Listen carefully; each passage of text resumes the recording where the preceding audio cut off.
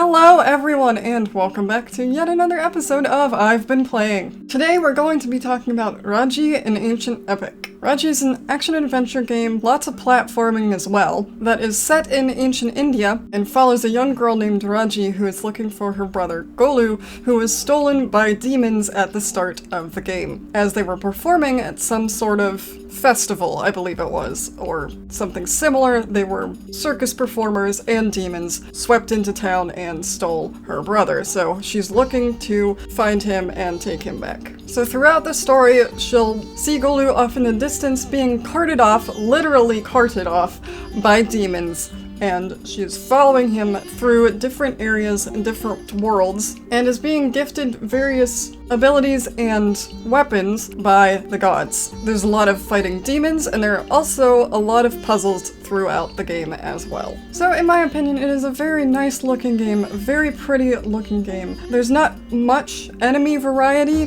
They do kind of switch it up a little bit between areas, but there's not a great amount of variety in the monster designs or the enemy designs. But what is there is really cool, and it's kind of disappointing that the camera is so far zoomed out because you can't see them very well, but visually it's very cool. All of the cutscenes are this kind of paper shadow puppet kind of animation, and then you have all of the stunning visuals of the actual gameplay, which would be nice to see in cutscenes as well, but the cutscenes we have are also very nice, so I'm not really complaining. The story is also very interesting. Obviously this is set in India and was developed by an Indian team, and it's really interesting to see and learn about all of the gods and some of the stories there, because that's not something at least I see very often or know too much about. I know kind of the basics, but nothing extensive, and it's cool to kind of go through. There are certain points where you can learn about different aspects of the gods and kind of what they're the gods of, what they do, how they came about.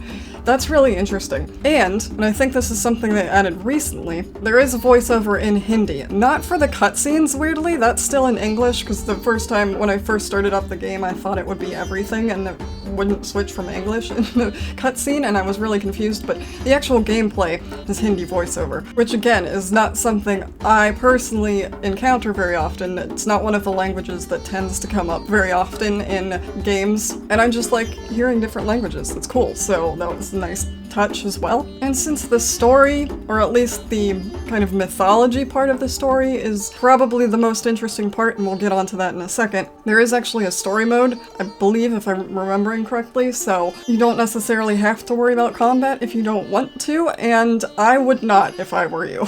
The combat is probably my least favorite part of the game, which is unfortunate because there is a lot of it throughout the entire game. It's not especially difficult, mostly, but it doesn't really feel good either. It never really felt good. It never really felt like I was mastering what I was doing. It just felt like I was button mashing and winning. In theory, there are a lot of different kind of combinations of things. You can climb up stuff and jump off stuff and use fancy attacks by pinballing off of walls and stuff like that, supposedly, but honestly I kind of just kept mashing the face buttons until everything died. And sometimes it worked and sometimes it didn't, and it didn't really seem consistent between the two, so I didn't really ever learn what I was doing, even though I beat the entire game now, and the last boss gave me so much trouble because it took me a while to figure out how the weapon I got worked, but that's my fault. But it's also incredibly frustrating because it works differently than all of the other weapons to some extent, but there was never really a point where the combat felt good or fun.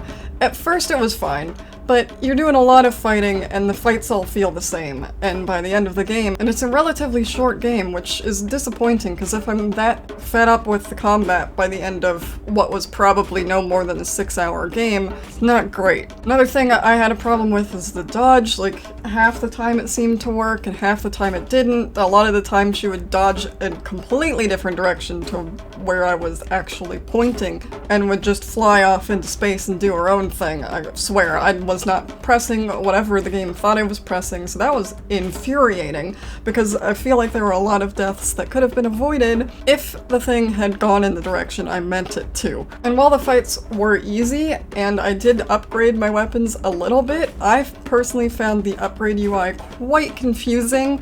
Like, the buttons didn't quite do what I thought they would, and then I couldn't figure out how to switch between things. I got there eventually and I upgraded each weapon a little bit, but it didn't feel good. It didn't feel intuitive. It was a bit difficult to wrap my head around just how to navigate. Another thing that's scattered throughout the game, and unfortunately isn't my favorite thing, is the puzzles. Now, none of the puzzles are particularly hard, so that's one thing. Like, they don't have to be insanely difficult, but they don't have to be as easy as they are in this game either. They're not the type of puzzles that feel satisfying, because it's mostly just rotating stuff until it lines up. And they're dotted throughout the story here and there. Not too much, not massively, but enough that every time you come across one, you're kind of like, oh, it's one of these puzzles again, and it just kind of grinds everything to a halt. There was one with some cogs that was probably the hardest one, but still didn't take that much time, and it was just moving gears around until something happened. So unfortunately, the entire gameplay of the game, it was probably my least favorite part. It wasn't horrible. It could definitely have been worse. It was functional, mostly, except the combat, although I don't know if that was my fault or not. I felt like it wasn't my fault, but it could have been. Maybe I just was bad at the game. That is entirely possible. Honestly, though, the visuals are where the game shines the most.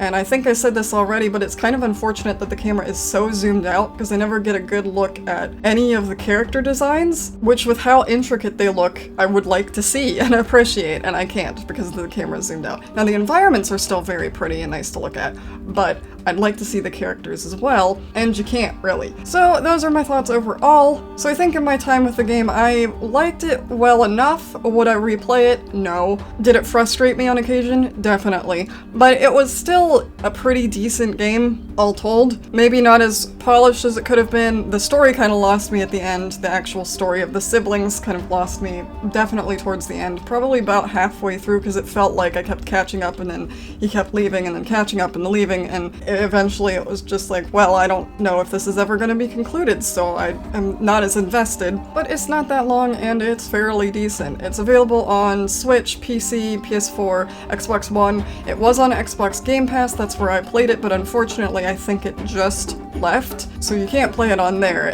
if you haven't gotten around to it yet and have Game Pass. You can't do it that way anymore. But it is available on everything, on every platform, so fairly easy to pick up if it sounds like something you might like or looks like something you might like. Just be aware that the combat is not the best feeling combat in the world. So that's what I thought of Raji and the Ancient Epic. If you have any thoughts on this game, or if you've happened to play it yourself, let me know in the comments down below what your experience was like with the game. Leave a like if you enjoyed this. If you're not subscribed, consider subscribing. I do one of these every Monday that I can get around to playing a new game. And a whole bunch of other stuff. We do Nancy Drew, we do Roller Coaster Tycoon and other management sims. I do a whole bunch of stuff. You can check it out on my channel, and I will see you next time.